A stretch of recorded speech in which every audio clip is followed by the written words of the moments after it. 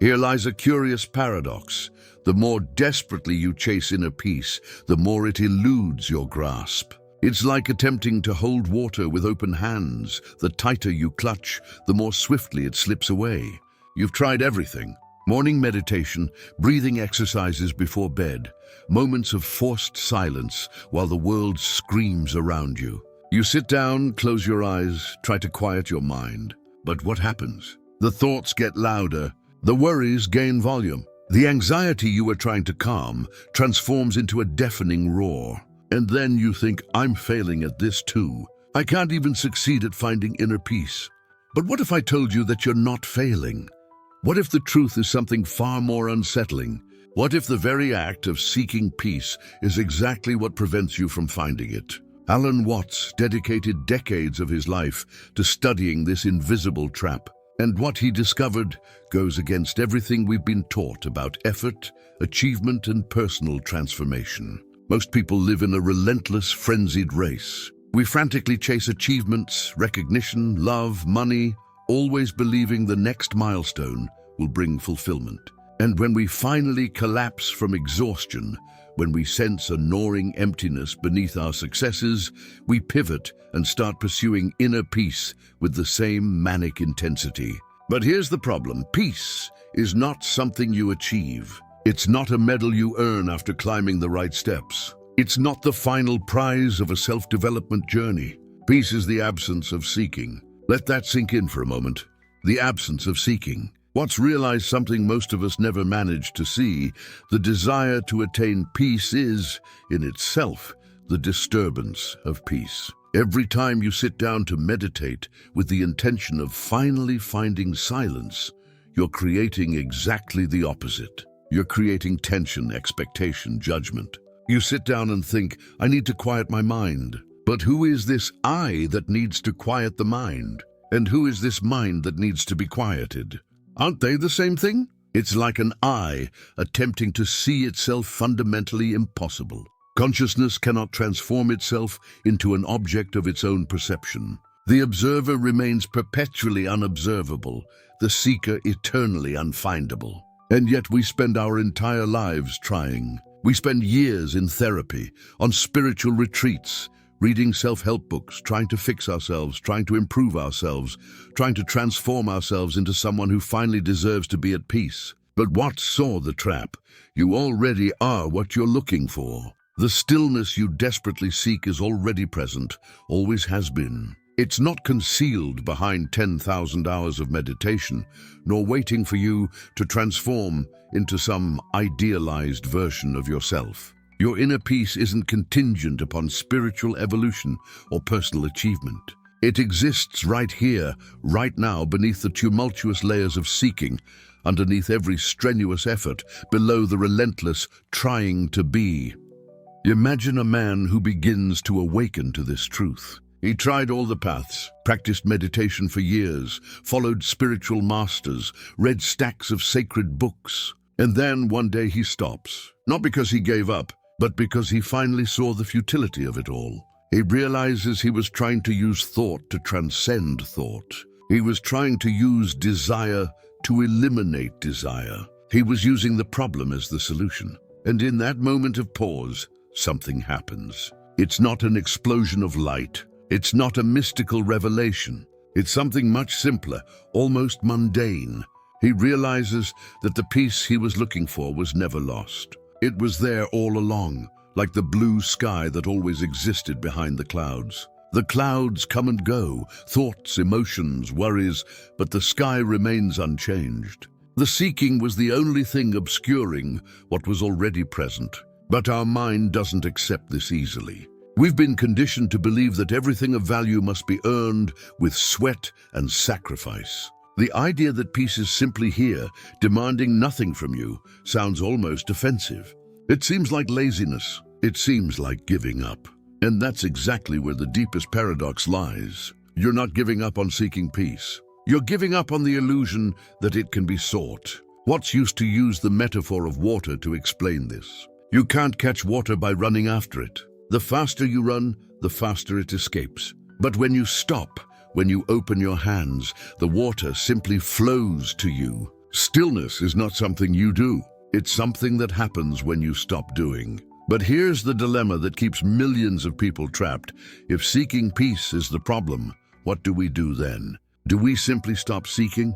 And how do you do that without that also becoming a search? Do you see the labyrinth? Do you see how every attempt to escape the trap is just another layer of the trap? I'm going to stop seeking peace. But that's just another strategy, another method, another technique to achieve what cannot be achieved. I'm going to accept that I'm restless. But that acceptance can easily become yet another performance, another layer of effort disguised as surrender. And then you ask yourself, is there any real way out? Or are we doomed to chase our own tail for eternity? The truth is that most people never escape this trap, not because they don't try hard enough, but because they try too hard. Every book you read about inner peace is just more fuel for the search. Every spiritual retreat is another step on a journey that should have never begun. Every mindfulness practice becomes one more thing on your to-do list, one more way for you to prove to yourself that you're evolving, that you're getting there. But there doesn't exist. There is no destination. There is no enlightened state waiting for you at the end of the road. There is no future moment when you'll finally arrive and be able to say, now yes, now I'm at peace. Because that moment only exists now, and now, and now. But if you're constantly seeking, constantly trying to get there, you're never here. And here is the only place where peace exists. So what do? How do we escape this prison we've built with our own hands? Watts had an answer, but it's not an answer you can apply as a technique. It's not a method you can follow. Because the moment you turn it into a method, you've already missed the point. The answer lies in seeing the trap. Really seeing, not intellectually, but viscerally. Seeing how every movement toward peace is the movement that takes you away from it. Seeing how the very I that seeks peace is the disturbance of peace. Seeing how there is no one here who needs to be at peace. There is only peace, manifesting as everything that is, including the search, including the restlessness, including even the feeling of being lost. But this leads to an even more unsettling territory. If there is no one here to find peace, then who is reading these words? Who is feeling this restlessness? Who is seeking? And this is where things get really interesting. Because the problem isn't just that you're seeking peace in the wrong way. The problem is much deeper. The problem lies in the very structure of how you understand who you are. You identify with the seeker, with the one who is restless, with the one who needs to find something. And as long as this identification remains, you will be trapped. You can exchange one technique for another. You can swap meditation for mindfulness. You can swap therapy for spiritual retreat. But all these exchanges are just rearranging furniture in the same prison. The prison door was never locked. You just never looked in the right direction. What spent decades trying to point to that door? Trying to show that the freedom you seek is not in the future, is not in any technique, is not in any personal transformation. It lies in the realization that the seeker is an illusion. But if the seeker is an illusion, what remains? That's the question that takes us to the next level of this mystery. Because the truth is not just that seeking peace takes you away from it. That's only the surface. The truth is that there is a specific, subtle, almost imperceptible way in which we sabotage ourselves. And when you see this sabotage, when you really see it, something changes. Not because you did something, but because you stopped doing. Watts dedicated years to understanding this specific trap. And what he discovered can completely change the way you relate to your own mind, to your own suffering, to your own search for meaning.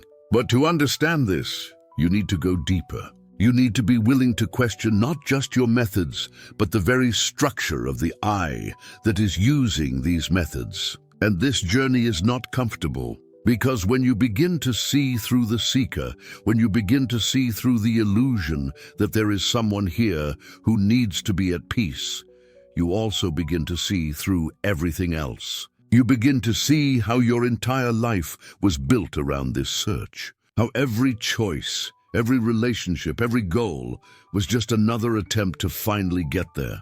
And when this structure begins to crumble, it can feel like you're losing everything. But Watts would say, you're not losing anything. You're only losing the illusion. And the illusion is the only thing that was keeping you trapped. What comes next? What remains when the search ends? Stay here. Because what comes next is not just theory. It's not another pretty idea for you to contemplate. It's something that can change the way you experience every moment of your life. Watts saw something that most of us never manage to see. Something profound about the nature of consciousness, the self, and reality itself. And when you see this, not with the intellect, but with your entire being, the search ends. Not because you found what you were looking for, but because you finally saw that there was never anyone looking. The trap Watts identified is deeper than you imagine. Consider this: desiring quietness itself creates agitation. Why? Because the problem isn't simply that we seek, but in the very mechanism of seeking. The act of searching becomes the source of our own destruction. Alan Watts spent decades translating what monks knew intuitively. He built bridges between East and West, between ancient wisdom and the modern mind. And what he discovered is not common sense. It's a truth that most people never discover because they never stop long enough to see. There is a fundamental pattern that echoes through everything we do. Once you glimpse this pattern, you'll find it impossible to unsee it. It becomes visible in every aspect of existence. First, consider trying to sleep. The more you attempt to fall asleep, the more awake you become. The very effort to sleep becomes the obstacle to sleep itself. You toss and turn. You glance at the clock. You think about not thinking, and each attempt only feeds the problem. Sleep only comes when you stop trying, when you let go, when you simply allow. And the same happens with stillness. Stillness only comes when you stop chasing it. But there's more. Imagine sand in your hands. The tighter you clench your fist, the more sand escapes through your fingers. Control creates loss. The attempt to hold on destroys precisely what you want to preserve. But if you open your hands, if you relax, the sand remains there, naturally, effortlessly. Stillness requires open hands, not clenched fists. And then there's the final paradox. The eye cannot see itself. Consciousness cannot turn around and capture its own essence. The observer cannot observe the observer. It's impossible. And that's precisely what we do when we seek stillness, when we pursue the true self. We create an artificial separation, an observer desperately trying to capture the observed, a seeker pursuing something that's already present. You are stillness looking for itself. That's the trap. In the West, we learned that everything is achievement, effort, control, force. If you want something, you pursue it. You work, you force. And that works for many things, but it doesn't work for stillness. It doesn't work for peace. It doesn't work for what is most essential. In the East, there's a concept called Wu Wei, action without effort, not forcing. It's the flow of water finding its way without needing to struggle. It's the tree that grows without trying to grow. It's the breath that happens on its own without you needing to think about it. And Watts understood this profoundly. He saw that the pursuit of positive experience is, in itself, a negative experience, because each attempt to grasp stillness pushes it away, like a shadow fleeing from light, like the horizon that moves away when you walk toward it. So every moment you try to meditate better, you push meditation away. Every moment you try to be more present, you reinforce absence. Every moment you seek peace, you feed the internal war. It's not that you're doing something technically wrong.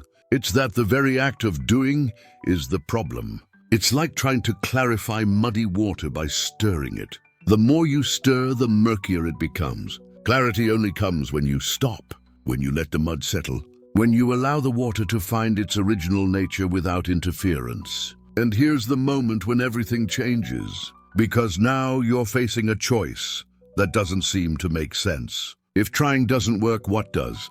If effort is the obstacle, what is the way? The answer sounds impossible, and Watts called this the divine paradox, because that's exactly what it is. A paradox that defies everything you learned about achievement, progress, success, everything you've internalized since childhood about how the world works. But there's something here that goes beyond logic, something that monks discovered millennia ago.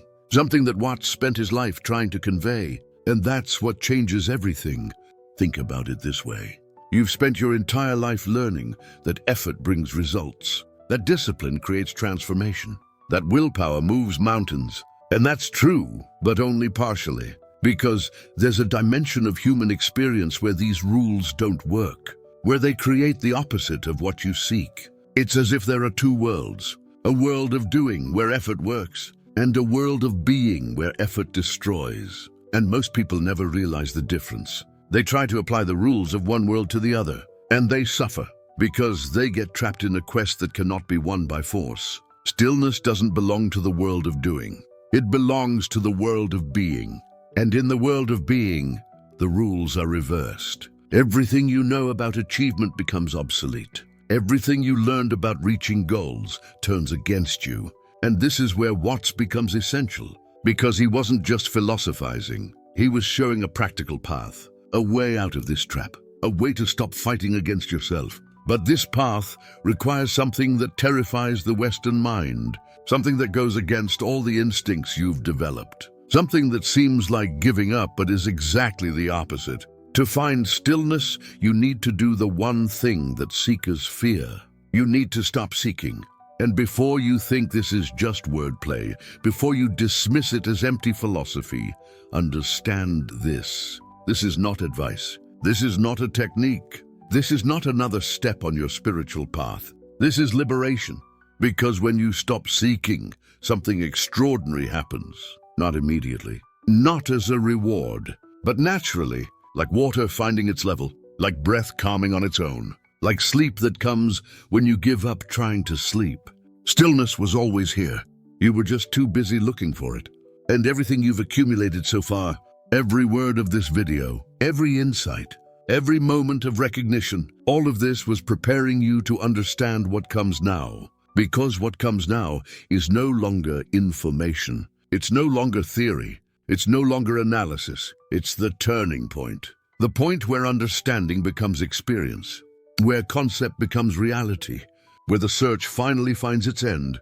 And you've made it this far. You've dedicated this time. You've opened space in your mind to question everything you thought you knew about finding peace. Now only the final piece remains. The peace that transforms everything that came before. Because everything you learned about achievement is upside down. And the only way to find what you've always been seeking is through the one thing that seems like surrender, but is, in truth, the greatest courage. The divine paradox isn't a concept. It's a door. And that door only opens when you stop trying to open it. When you finally understand that the key was never on the outside, it was always within. And you are the key searching for the lock that's already open. But there's one thing that terrifies seekers more than anything else, a word that seems to mean defeat, failure, giving up, surrender. And yet Watts insists that surrender isn't giving up. It's not raising your hands in defeat. It's something completely different. It's releasing the struggle. It's stopping the resistance to what is already true. Think of the open hand. It's not a hand that gave up. It's a hand that realized there's nothing to grasp. Think of water flowing around rocks. The water isn't surrendering to the rocks. It's acknowledging the landscape and moving harmoniously with it, not against it. This is what Watts wants you to understand. Surrender isn't defeat. It's the recognition of truth. It's seeing what was always present. Because here's what most seekers don't realize. You don't reach stillness. You don't conquer peace. You don't produce silence. Watts says you realize you were always still.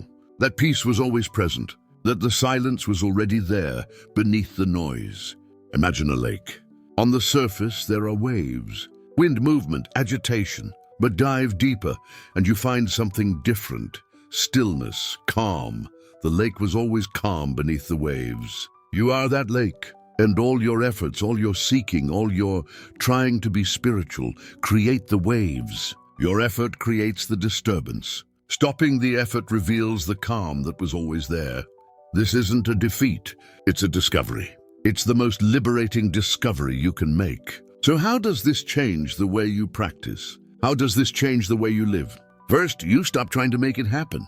You stop trying to force yourself into stillness. In meditation, you stop trying to become quiet and instead notice the quietness that's already present. You stop trying to silence your thoughts and start perceiving the silence that contains the thoughts. It's a subtle shift, but it transforms everything. Second, you stop seeking peace. You realize that the seeker is the peace. The very consciousness that is seeking is what you're seeking. It's like looking for your glasses while they're on your face the whole time. What says, when you see that seeking is the problem, seeking naturally stops. Not because you gave up, but because you realize there was never anything to seek. You already are it. And this realization isn't intellectual. It's not something you think. It's something you feel. It's a profound shift at the center of your being. It's like waking from a dream and realizing you were dreaming. And with this realization comes something that words can barely capture. Relief, because you stop trying to fix yourself. You realize there's nothing broken. You stop trying to improve yourself. You realize you are always whole. You're not separate from stillness. You're not separate from peace. You're not separate from the divine. You are it, always have been. This is what Watts calls non-duality. The realization that separation never existed, that the seeker and the sought are one, that the consciousness searching for something deeper is itself the deepest thing. It's like water returning to water, like stillness returning to stillness. You're not traveling to some distant place. You're coming home. And the most beautiful truth of all is that you never left. Welcome home. You never left. So what do we do with this? How do we live with this realization? The answer is simple, but not easy. You live from the place of knowing you're already whole. You stop running from noise towards silence. You realize that silence contains the noise. You stop fleeing from yourself toward enlightenment. You realize that you are enlightenment, just experiencing yourself through human form. And this doesn't mean you stop growing. It doesn't mean you stop learning. It doesn't mean you become complacent. It means you grow from wholeness, not from lack. You learn from curiosity, not from fear. You live from fullness, not from the desperate search for something to fill a void. Because there is no void. There never was. This is Watts's teaching. This is the paradox. You can't reach what you already are. You can only perceive it.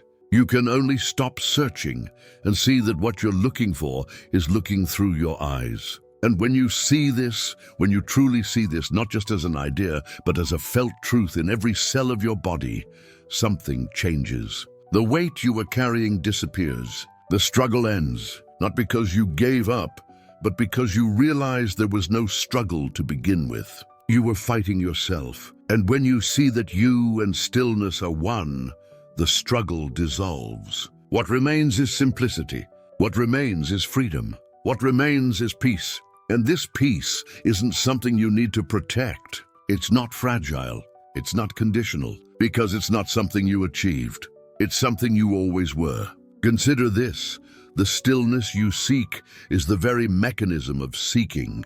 The awareness searching for something deeper is itself that depth. The observer witnessing your thoughts is the stillness you've been attempting to reach. Watts puts it this way: you don't have awareness. You are awareness. And awareness isn't still. Awareness is stillness. So let this settle.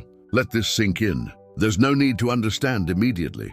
There's no need to reach for it, because you already are it. This journey we've taken together, from seeking to surrender, from effort to allowing, isn't about arriving somewhere new. It's about realizing where you've always been. If this resonates with you, if this feels true, you're already experiencing it. Truth isn't something to be learned, but something to be recognized. And you are among the few who can hear this truth, who can feel it, who are ready to stop seeking and start being. This isn't the end. It's the beginning. Because Watts revealed many paradoxes, many truths, many ways of seeing through the illusion. And this is just one of them. There's more to explore, more to discover, more to realize. But for now, simply be. Be the stillness that you are. Be the peace you've always been. Be the wholeness you've never stopped being. If this touched you, if this awakened something within, delve deeper into Watts' wisdom. Connect with those seeking authentic truth, not the truth that comforts, but the truth that genuinely liberates. For now, simply be. You are the stillness. You always have been.